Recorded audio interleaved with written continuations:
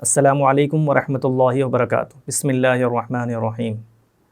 محترم ناظرین، روزہ اسلام کی ایک اہم ترین عبادت ہے، اسلام کے بنیادی ارکان میں سے ہے۔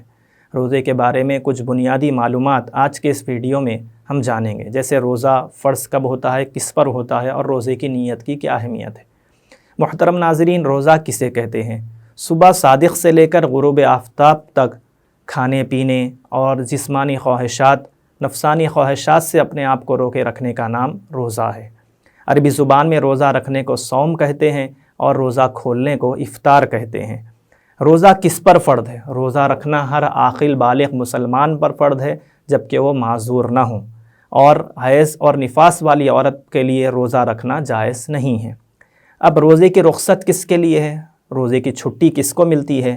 روزے کی چھٹی مریض ہے، مسافر ہے، حاملہ پریگننٹ عورت ہے، دودھ پلانے والی عورت ہے، یا پھر کوئی مجبور اور کمزور شخص ہے جس کے پاس روزہ رکھنے کی طاقت نہیں ہے، تو ان کے لیے روزے میں رخصت ہے، وہ روزہ ان کو چھوڑنے کی اجازت ہے۔ لیکن جیسے ہی عذر ختم ہو جائے تو پھر وہ روزے کو کمپلیٹ کریں گے، بقیہ روزوں کو کمپلیٹ کریں گے، اور بعد میں ان کے لیے روزے کی قضا کرنا بھی ضروری ہوگا۔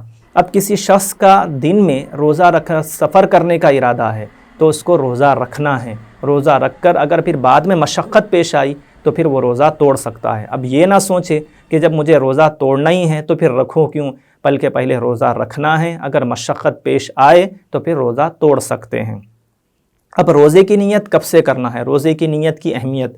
روزے کے لیے نیت کرنا بہت ضروری ہے۔ نیت الفاظ میں کرنا ضروری نہیں ہے، بلکہ دل میں نیت ہو کہ میں اللہ کے لیے روزہ رکھتا ہوں۔